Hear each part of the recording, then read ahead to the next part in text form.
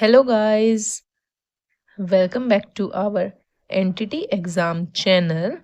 हम यहाँ पर अपनी एंटिटी एग्ज़ाम को टारगेट करते हुए अपनी NIOS की वीडियोस को कंप्लीट कर रही हैं, जिसका आज हम 9 चैप्टर पढ़ेंगे। बाल विकास की अवस्थाएं पहले 8 चैप्टर में हम प्री नेटल और जन्म से लेके 3 वर्ष तक के डेवलपमेंट को पढ़ चुके हैं, वर्षों को पढ़ चुके हैं। आज हम 3 वर्ष से 6 वर्ष तक का और 6 वर्ष से 8 वर्ष तक के इन 2 चैप्टर्स के बारे में बात करेंगे। आज की वीडियो में हम पार्ट 1 में 3 वर्ष से 6 वर्ष तक के पढ़ेंगे और सेकंड पार्ट में हम 6 वर्ष से 8 वर्ष तक के बाल विकास को पढ़ेंगे। तो लेके माँ सरस्वती का नाम और शुरू करेंगे आज का अपना अध्ययन। जब बच्चे 3 से 6 वर्ष की उम्र के दायरे में होते हैं तो वो प्री स्कूल में जाने के लिए तैयार हो जाते हैं। 3 वर्ष से 6 वर्ष तक के प्री स्कूल के लिए बच्चे रेडी हो जाते हैं। जैसे ही बालक 6 से 8 वर्ष के दायरे में पहुंचते हैं तो वे पूर्व प्राथमिक अवस्था में चिन्हित हो जाते हैं। पूर्व प्राथमिक मतलब एलिमेंट्री स्टेज पर शामिल होते हैं। यहाँ पे मैंने लिखा भी है, 3 से 6 वर्ष तक के बच्चे प्री स्कूल में शामिल होने के लिए रेडी हो जाते हैं और 6 से 8 वर्ष तक के अर्ली प्राइमरी स्टेज में शामिल हो जाते हैं। हमें याद रखना है 3 to 6 वर्ष किस में आएगा, प्री स्कूल में, और 6 से 8 वर्ष अर्ली प्राइमरी स्टेज में। 3 से 6 वर्ष के आयु वर्ग के बच्चों का विकास कैसे होता है। पूर्व प्राथमिक अवस्था मांसपेशियों के विकास तथा समन्वय प्राप्त करने का समय है। मतलब कि बच्चे अपनी मसल्स का डेवलपमेंट, उनमें कोऑर्डिनेशन बच्चों में आ जाता है। इसी समय बालकों के सोचने और बोलने की योग्यता भी विकसित होती है। पूर्व विद्यालय बच्चे स्वयं को अपने आसपास के परिवेश के अनुकूल बनाने के योग्य हो जाते हैं। पूर्व विद्यालय वर्षों में बच्चे अनिवार्य जीवन कौशल जैसे स्वयं कपड़े पहनना, भोजन करना आदि सीखते हैं और इस प्रकार कई बातों में आत्मनिर्भर होकर बढ़ने लगते हैं। इसी समय स्कूल जाने की तैयारी में बच्चे अपने माता पिता व परिवार से अलग होना सीखते हैं। प्री स्कूल मतलब जैसे कि बाल वाटिका हमारा प्री स्कूल में ही आएगा। बाल वाटिका 1 2 3 तो बच्चे माता पिता से अलग होना धीरे धीरे सीखते हैं। तो आपने देखा होगा कुछ बच्चे रोते हैं, कुछ बच्चे खुशी से स्कूल आते हैं। तो ये वो स्टेज होती है जब बच्चे अपने माता पिता से अलग रहना सीखते हैं। अब हम 3 से 6 वर्ष तक के सभी एस्पेक्ट को पढ़ेंगे। पहला है हमारा शारीरिक और गत्यात्मक विकास, फिजिकल और मोटर डेवलपमेंट। 3 से 6 वर्ष की, थोड़ा जूम कर देती हूँ आपके लिए। 3 से 6 वर्ष की आयु समूह के बच्चे नवजात शिशु की अपेक्षा वृद्धि धीमी गति से होती है। हमने पढ़ा था कि टोडलर अवस्था में 1 से 3 वर्ष तक के बच्चों की गति बहुत तेजी से रैपिड पेस पर होती है, बट 3 से 6 वर्ष के आयु के बच्चों की वृद्धि थोड़ी धीमी गति से होती है। याद रखेंगे, पर स्थिर रहती है, मतलब कॉन्टिन्यूअसली चलती रहती है, रुकती नहीं है। उनकी मांसपेशियों के विकास और समन्वय में ही हो रही वृद्धि यह सुनिश्चित करती है कि वे शारीरिक रूप से अब ऐसे काम कर सकते हैं जो वे पहले नहीं कर सकते थे। 3 से 6 वर्ष की आयु के बच्चे भार में प्रति वर्ष लगभग, मतलब हर वर्ष कितना, 4 से 5 पौंड तथा कद में 2 से 3 इंच की वृद्धि होती है। 4 से 5 पाउंड और 2 से 3 इंच की हाइट और 4 से 5 पाउंड का वेट प्रतिवर्ष बढ़ता है। अब उन्हें पहले से कम नींद की आवश्यकता होती है। पहले बच्चा मतलब सोने के उसकी समय अवधि ज्यादा थी, अब कम है। इस अवस्था में बच्चों की मांसपेशियां और अस्थियों में वृद्धि होती है और वे शारीरिक दृष्टि से और अधिक मजबूत और ताकतवर हो जाते हैं। उनके श्वसन, रक्त परिभ्रमण और उत्सर्जन तंत्रों की क्षमता का विकास हो जाता है। अब बच्चे को अगर वॉशरूम आई है तो वो पहले बता सकता है और वॉशरूम जाने तक अपनी वॉशरूम को कंट्रोल कर सकता है, बट पहले ऐसा नहीं था। उनमें गत्यात्मक कौशलों के विकास को बढ़ावा मिलता है। जैसे जैसे उनके आंख और हाथ का समन्वय बेहतर होता है, उनमें दौड़ने, फेंकने, कूदने, उछलने की क्षमताएं विकसित होती हैं। इन स्थूल गत्यात्मक कौशलों के साथ सूक्ष्म गत्यात्मक कौशल, जिनमें मांसपेशियों की सूक्ष्म गतिविधि होती है, का प्रयोग, क्योंकि अब वे अपनी छोटी मांसपेशियों का कुशलतापूर्वक प्रयोग करने लग जाते हैं। जैसे कि अब वो क्रियोन से चित्र बना सकते हैं, चम्मच से खाना खा सकते हैं, बटन बंद स्वयं कर सकते हैं, जूते के फीते बांध सकते हैं, आदि कार्यों में कुशल हो जाते हैं। आपने देखा होगा कि पूर्व विद्यालयी बच्चों के घर की दीवारें रंगों से, चित्रों से भरी होती है। क्यों? क्योंकि वो लिखने में सक्षम हो जाते हैं, इसलिए वो कहीं भी लिख देते हैं। इसलिए क्योंकि पूर्व विद्यालय बच्चे शारीरिक रूप से समन्वय कर लेते हैं और दीवारों तक पहुंचकर अपनी सूक्ष्म गत्यात्मक मांसपेशियों का प्रयोग करते हैं। अब यहाँ पे क्लियरली आपको पॉइंट्स में दिखाया गया है कि सूक्ष्म 3 से 6 वर्ष तक बच्चे कौन से सूक्ष्म गत्यात्मक कौशल प्राप्त कर लेते हैं। इम्पोर्टेंट है, याद रखना है, 3-4 बार पढ़ेंगे तो याद हो जाएगा। दौड़ना, भागना, कूदना, फेंकना, किक मारने से अधिक दक्ष होना हो जाते हैं। उछलती गेंद को पकड़ सकते हैं। साइकिल के पैडल चला सकते हैं 3 वर्ष तक, और साइकिल को चलाते हुए इधर उधर कर सकते हैं 4 वर्ष में। एक पैर से उछल सकते हैं 4 वर्ष में, और बाद में 5 सेकंड तक एक पैर पर संतुलन भी बना सकते हैं। एडी और पंजों पर चल सकते हैं लगभग 5 वर्ष में। अब सूक्ष्म गत्यात्मक कौशल मतलब फाइन मोटर स्किल्स, वृत्त, वर्ग, त्रिभुज की आकृतियां बना सकते हैं। अब यही क्वेश्चन एग्जाम में पूछ ले कि 3 से 6 वर्ष तक का बच्चा क्या वृत्त, त्रिभुज और वर्ग बना सकता है, सही या गलत? तो आप क्या लिखेंगे? अब हम कंफ्यूज हो जाएंगे, नहीं पता चलेगा कि बना सकता है नहीं बना सकता, बट हमारी एनओएस में गिवन है बच्चा बना सकता है। बिना धारी वाली कैंची का प्रयोग प्रारंभ कर तथा सीधी लाइन पर कैंची को काट सकता है। किसी की देखभाल में स्वयं कपड़े पहन सकता है। ठीक से कपड़े पहन सकता है। खाते समय चम्मच और कांटे को ठीक से पकड़ सकता है। छुर्री से मक्खन या जैम ब्रेड पर लगा सकता है। तो ये सभी कौशल बच्चा हासिल कर लेता है 3 से 6 वर्ष की आयु में। सामाजिक और संवेगात्मक विकास मतलब सोशल और इमोशनल डेवलपमेंट। सामाजिक और संवेगात्मक विकास में पूर्व विद्यालय बच्चे स्वयं के बारे में समझ, उनकी भावना और दूसरों के साथ संबंध बनाने आदि उनके सामाजिक और गत्यात्मक विकास का हिस्सा है। मतलब स्वयं के बारे में, स्वयं को वो जान जाते हैं, स्वयं के प्रति अच्छी समझ बना लेते हैं। सेल्फ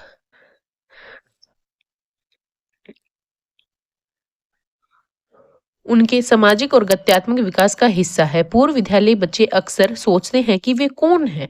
यह मैं के रास्ते से जुड़ा हुआ पहला प्रश्न हमारा आत्मसंपर्क मतलब सेल्फ एस्टीम, हम कौन हैं, हम अपनी योग्यताओं को कैसे देखते हैं, इसके बारे में सीखता है, सेल्फ के बारे में। टोडलर अवस्था जो 1 से 3 वर्ष तक की थी अवस्था में बच्चे आत्म जागरूकता आ जाती है। जब बच्चे पूर्व विद्यालय अवस्था तक पहुंचते हैं मतलब 3 से 6 वर्ष, तो उनको अपने बारे में जानकारी में विस्तार और व्यापकता आती है। वे स्वयं के बारे में बताने के लिए अनेक विशेषताएं जोड़ लेते हैं। वे अधिकतर ध्यान दिए जाने योग्य मूर्त और शारीरिक विशेषताओं पर ध्यान केंद्रित करते हैं। वे अपने बारे में बताते हुए अक्सर अपना नाम, अपनी चीज, खिलौने और घर के सदस्यों के बारे में ही बताते हैं। वे अपनी आयु वाली उपलब्धियों की चर्चा करते हैं, जैसे मैं तेज दौड़ता हूँ, नाम लेकर बोलेंगे रोहन तेज दौड़ता है, रोहन खाना खाएगा, मतलब जैसे उनको कुछ चाहिए, रोहन को पानी चाहिए, तो ऐसे बोलते हैं बच्चे, आपने नोटिस भी किया होगा। यद्यपि 4 से 5 वर्ष के बच्चे नियमों के अनुसार खेलना शुरू कर देते हैं। 4 से 5 वर्ष का बच्चा नियम के अनुसार खेलना शुरू कर देता है। इम्पोर्टेंट याद रखना है, किंतु अक्सर किसी प्रभावशाली बच्चे के कहने पर उनके नियम बदल भी जाते हैं। मतलब जो उनको थोड़ा प्रभावित करता है, अगर उसने बोल दिया तो वो नियमों को चेंज भी कर लेते हैं। पूर्व विद्यालयी बच्चे अपनी भावनाओं को समझना प्रारंभ कर देते हैं। अब वो अपने इमोशंस को समझ सकते हैं, उनके बारे में बता सकते हैं। वे समझते हैं कि कुछ परिस्थितियों में संवेगों में तीव्रता आ सकती है तथा अब वे अपने संवेगों को शब्दों में कह सकते हैं। इमोशंस को भी समझना शुरू कर देते हैं। अतः उन्हें अपने संवेगों को नियंत्रित करना और संभालने के लिए माता पिता या बड़े लोगों की सहायता की आवश्यकता होती है। यद्यपि वे अपनी भावनाओं को संभालना सीख लेते हैं और दूसरों की भावनाओं के प्रति संवेदनशील भी हो जाते हैं। अब एरिक्सन, ये हमारे एक मनोवैज्ञानिक हैं साइकोलॉजी में, एरिक्सन, जिन्होंने साइको सोशल नाम की थ्योरी दी है। पता होना चाहिए आपको साइको सोशल नाम की। इसके बारे में आज का आपका काम है कि एरिक्सन के बारे में सर्च करके आपको कमेंट बॉक्स में 3-4 पॉइंट्स लिखने हैं। ठीक है। जब बच्चा योजना बनाने में पहल करना चाहता है के अनुसार यह अवस्था, वो मतलब 3 से 6 वर्ष तक की अवस्था को यहाँ पे मैं लिख के दिखाती हूँ। जो हमारे एरिक्सन सर हैं वो 3 to 6 ईयर के अवस्था को क्या कहते हैं? पहल करना चाहता है या स्वयं के लिए काम करना चाहता है। ऐसा करने से उनमें सकारात्मक की भावना आती है। यदि बच्चे को स्वयं कुछ करने के बारे में बार बार रोका जाए तो अपने अपराध बोध की भावना पैदा होने लग जाती है। अब बच्चा स्वयं कुछ काम करना चाहता है, अगर उसे ना करने दिया जाए तो बच्चे में अपराध बोध की भावना आ जाती है और यह बच्चे में आत्म प्रत्यय के लिए हानिकारक होती है। अब 3 to 6 ईयर के स्टेज को एरिक्सन ने पहल बनाम हीनता नाम दिया है, इनिशिएटिव वर्सेस गिल्ट। मतलब बच्चा इनिशिएटिव लेना चाहता है, खुद सारे काम में खुद पहल करना चाहता है कि मैं कर सकता हूँ। अगर उसे नहीं करने दिया जाएगा तो उसे अपराधहीनता का भाव आएगा कि वह क्यों नहीं कर सकता। तो बच्चे की 3 से 6 वर्ष तक की स्टेज को एरिक्सन ने क्या कहा है, पहल बनाम हीनता। मतलब बच्चा पहल करना चाहेगा, अगर करने दिया तो अच्छा अनुभव करेगा, अगर नहीं करने दिया तो गिल्ट फील करेगा। तो ऐसे ही एरिक्सन ने हमारी स्टेजेस दी हैं, trust versus mistrust, autonomy versus shame and doubt, ये सारी स्टेजेस दी हैं। अगर आपको एरिक्सन की थ्योरी के बारे में पढ़ना है तो आप कमेंट बॉक्स में बता सकते हैं। तो मैं एरिक्सन पर एक शॉर्ट वीडियो बनाऊंगी 10 मिनट तक की और आपको सारी स्टेजेस अच्छे से याद हो जाएंगी। अब पूर्व विद्यालय बच्चों में सामाजिक संवेगात्मक कौशल कुछ इस प्रकार है। बच्चे अपने बारे में बता सकते हैं, बिल्कुल। आत्म प्रत्यय का उभरना और सेल्फ एस्टीम उनमें डेवलप हो जाता है। अपनी क्षमता और संवेगों के बारे में बता सकते हैं। जटिल संवेग भी अब बच्चे में आ जाते हैं। अपराध बोध, शर्म, गर्व आदि का भी उभरना। कहानी सुनाना और घटनाओं का वर्णन करना। पहल, जिज्ञासा, अन्वेषण या खोजबीन को भी प्रोत्साहित प्रदर्शित करते हैं। अब संज्ञानात्मक विकास, कॉग्निटिव डेवलपमेंट। पूर्व विद्यालयी बच्चे अक्सर अपने आसपास के संसार के बारे में बहुत प्रश्न करते हैं। क्वेश्चन स्टेज भी कहा जाता है इसको। वे मूलभूत तर्क देते हैं और कई बार किसी स्थिति में असामंजस्य में पड़ जाते हैं। पूर्व विद्यालय बच्चों की आसपास के संसार के प्रति बढ़ती जागरूकता, तर्क और अंतर्दृष्टि आदि उनकी समझने में सहायता करती है। अब ये हमारा थोड़ा इम्पोर्टेंट पार्ट हो जाएगा। शैशवावस्था के अंत में तक पूर्व विद्यालय के प्रारंभ में बच्चों के विचार की जटिलताओं में काफी वृद्धि होती है। जीन पियाजे, अब आपने इसका नाम तो पता ही होगा ना। जीन पियाजे के अनुसार 2 से 7 वर्ष की आयु के बीच की अवधि पूर्व संक्रियात्मक अवस्था कहलाती है। हमने पहले वाले चैप्टर में पढ़ा था, आपको याद होगा कि जीन पियाजे ने कितनी स्टेजेस दी है, 4 स्टेजेस दी है। और जो दूसरी स्टेज थी हमारे 2 to 6 ईयर की या 7 ईयर की, तो उसको क्या कहा था, प्री ऑपरेशनल, पूर्व संक्रियात्मक अवस्था। इस अवस्था में उनकी सोच अतार्किक, अव्यवस्थित और कठोर होती है। और अन्य योग्यता जो विशेष रूप से पूर्व विद्यालय बच्चों में विकसित होती हैं वो इस प्रकार है। अब कुछ और विशेषताएं हैं जिनके बारे में हम पढ़ेंगे। प्रतीकात्मक सोच में डूबना, यानी उन्हें हमें ये पॉइंट्स याद रखने हैं जो हमारे 3 to 6 ईयर के बच्चों की विशेषताएं हैं। प्रतीकात्मक सोच, प्रतीकात्मक कार्य, स्थानिक चिंतन, कार्य कारण संबंध, ये मोटे मोटे पॉइंट्स हमें याद रखने हैं। और ये है क्या, इनके बारे में भी हमें याद रखना है। में डूबे रहना, उन्हें किसी वस्तु, व्यक्ति या घटना के बारे में सोचने के लिए उनकी वास्तविक संपर्क में होने की आवश्यकता नहीं होती। मतलब किसी भी वस्तु के बारे में अगर बच्चे अब सोच रहे हैं, किसी घटना के बारे में सोच रहे हैं, तो उन्हें वहां पर उस व्यक्ति के होने की कोई जरूरत नहीं है, चाहे वह सामने ना हो। वे किसी वस्तु या व्यक्ति की कल्पना कर सकते हैं और अपनी सादृश्य मूलक योग्यता का उस वस्तु या व्यक्ति के स्मरण करने के लिए उसके गुणों के बारे में निष्कर्ष भी निकाल सकते हैं। तो प्रतीकात्मक सोच का मतलब है कि व्यक्ति और वस्तु या घटना का सामने होना जरूरी नहीं है। अब बच्चे उसको माइंड में ही सोचकर, इमेजिनेशन के थ्रू उसके गुण और मतलब उसको समझ सकते हैं। प्रतीकात्मक कार्य, पूर्व विद्यालय बच्चों में प्रतीकों जैसे शब्द या संख्या का प्रयोग करके इन वस्तुओं का नाम बताने की योग्यता होती है। अब बच्चे शब्द और संख्या का प्रयोग कर सकते हैं और उनके नाम भी बता सकते हैं। इस प्रकार प्रतीकों का प्रयोग बच्चों को किसी वस्तु की मूर्त उपस्थिति से मुक्ति दिला देता है। वे उनके बारे में याद रख सकते हैं। मतलब अब कोई चीज सामने हो तो ही बच्चा उस चीज को याद नहीं रखेगा। अब मतलब सिंबल्स के थ्रू कि इस वस्तु का नाम क्या है, उसके थ्रू भी अब बच्चे याद रखना शुरू कर देते हैं। प्रतीकों, शब्दों और अंकों के माध्यम से उन चीजों के नाम बता सकते हैं। जैसे बिस्किट का होना जरूरी नहीं है, बिस्किट वर्ड से ही बच्चे माइंड में समझ जाएंगे, अच्छा उस बिस्किट की बात कर रहे हैं। अब स्थानिक चिंतन मतलब स्पेशल थिंकिंग। इस आयु वर्ग के बच्चे स्थानिक संबंधों को पहले से थोड़ा और अच्छी तरह से समझने लग जाते हैं। वे इस यह बात समझ सकते हैं कि एक चित्र किसी वस्तु का प्रतिनिधित्व करता है जो भले ही सामने ना हो, पर उसका अस्तित्व है। हो सकता है कि वे चित्र और वास्तविक वस्तु के बीच के संबंध को ठीक से न समझ पाएं। अब बच्चे समझ लेते हैं कि कोई चित्र भले ही ना दिख रहा हो जिसके बारे में बात हो रही है, पर वो अस्तित्व में होगा। मतलब ये आपको थोड़ा थोड़ा याद रखना है कि स्थानिक चिंतन में क्या है, कि बच्चा स्पेस को अच्छे से ध्यान रख पाता है चाहे उसके सामने हो या ना हो। प्रतीकात्मक कार्य क्या है, ये बच्चों प्रतीकों सिंबल्स के थ्रू चीजों को याद रख सकता है। और प्रतीकात्मक सोच मतलब किसी व्यक्ति के होने की वहां आवश्यकता नहीं है घटने की, तो भी उस चीज को समझ सकता है। कार्य कारण संबंध कैजुअलिटी, इस अवस्था में बच्चे जानी पहचानी समान घटनाओं के कारण सोच पाने के योग्य हो जाते हैं। जैसे कि वे सोचते हैं कि सभी सजीव वस्तुएं पोषण मिलने पर आकार में बढ़ती हैं। मतलब कि अगर जो भी जीवित है उसे पोषण मिलेगा तो ही वो जीवित है। पोषण और जीवन का आपस में संबंध है, तो इस संबंध को वो समझने लग जाते हैं।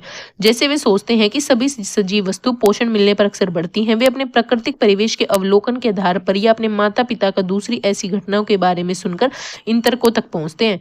उदाहरण के लिए एक पूर्व विद्यालय बच्चा सोच सकता है कि उसके भाई बहन के बारे में बुरा सोचा इसलिए वे बीमार पड़ गया। उसने बुरा सोचा, भाई बीमार पड़ गया, तो इन दोनों में संबंध है। बच्चा इन संबंधों को समझने लग जाता है। सो होदर के संबंध में बुरा सोचने से उसी समय उसका बीमार पड़ जाना, बट वो कैसे हुआ, मतलब नॉर्मली हो गई वो बात, बट उसने उसको कोरिलेट कर लिया। बच्चों ने एक गलत धारणा बना ली कि दोनों घटनाएं आपस में जुड़ी हुई हैं, एक घटना दूसरी का कारण है। तो कार्य कारण संबंध भी बच्चे का इस मतलब एज में आ जाता है। वर्गीकरण और समानताएं मतलब कैटेगराइज में बांट सकते हैं और आइडेंटिफाई कर सकते हैं। वर्गीकरण का संबंध बच्चों की वस्तुओं में समानता और असमानता पहचानने की योग्यता होती है। अब बच्चे के लिए बहुत सारी हमने यहाँ पे वस्तुएं रख दी, बना दी, तो बच्चे को अब समानता के आधार पर कैटेगराइज करना। अब वो इन दो स्क्वायर्स को एक तरफ लेके जाएगा, इन दो ट्रायंगल्स को एक तरफ रखेगा, सर्कल को अलग रखेगा, इस बेलन को अलग रखेगा, तो मतलब वर्गीकरण सीख जाता है। इस अवस्था में बच्चे पूरी तरह समझ विकसित नहीं होती। वे वस्तु को अच्छा बुरा, दोस्त है दोस्त नहीं, खाने योग्य नहीं, बर्तन फर्नीचर आदि में वर्गीकृत मतलब आइडेंटिफाई कैरेक्टराइज भी कर सकता है। वे निर्जीव वस्तुओं को भी जीवित समझने जैसी विशेषताएं आ जाती हैं, जो हमने पहले पढ़ा था कि एनिमिस्टिक थिंकिंग बच्चे में आ जाती है प्री ऑपरेशनल स्टेज में। जीन प्याजे के स्टेजेस में हमने पढ़ा था, याद है आपको, जो उन्हें सजीव मान लेते हैं, मतलब वो निर्जीव वस्तु को भी सजीव मानते हैं। अगर किसी चेयर से उन्हें ठोकर लगी तो अगर मम्मी उस चेयर को मार देगी तो बच्चे को लगेगा कि इससे भी दर्द हुआ है और वो चुप हो जाता है। तो ऐसा किस लिए, क्योंकि बच्चे में एनिमिस्टिक का गुण है। प्री स्कूल बच्चों की पहचानने की समझ पूरी तरह से विकसित नहीं होती। वे इस अवस्था में बच्चों में विपरीत या पलट कर सोचने की शक्ति, रिवर्सिबिलिटी का अभाव होता है। रिवर्सिबिलिटी मतलब बच्चा पलट कर नहीं सोच सकता, एक रास्ते अगर स्कूल चला गया तो वापस घर नहीं आ सकता, तो रिवर्सिबिलिटी बच्चे में होती है। पूर्व विद्यालय बच्चे यह नहीं समझ पाते कि किसी कार्य को पलट कर भी किया जा सकता है। वे एक ही व्यक्ति पलट कर उसी स्थान पर पहुंच सकता है जहां उसने पहले से प्रारंभ किया था। एक बच्चा जो छोटे और चौड़े गिलास की अपेक्षा लंबे और पतले गिलास में पानी पीने का हट करता है, ये आप पढ़ सकते हैं, इजीली आपको समझ आ जाएगा। ईगो सेंट्रिज्म आत्म केंद्रित हमने पहले भी पढ़ा है कि बच्चा खुद को सबके बीच में इर्द गिर्द खुद को मानता है कि सब कुछ मेरे अकॉर्डिंग है। पूर्व विद्यालय बच्चे अपने दृष्टिकोण पर ही केंद्रित होते हैं और दूसरे के नजरिए को समझ ही नहीं पाते।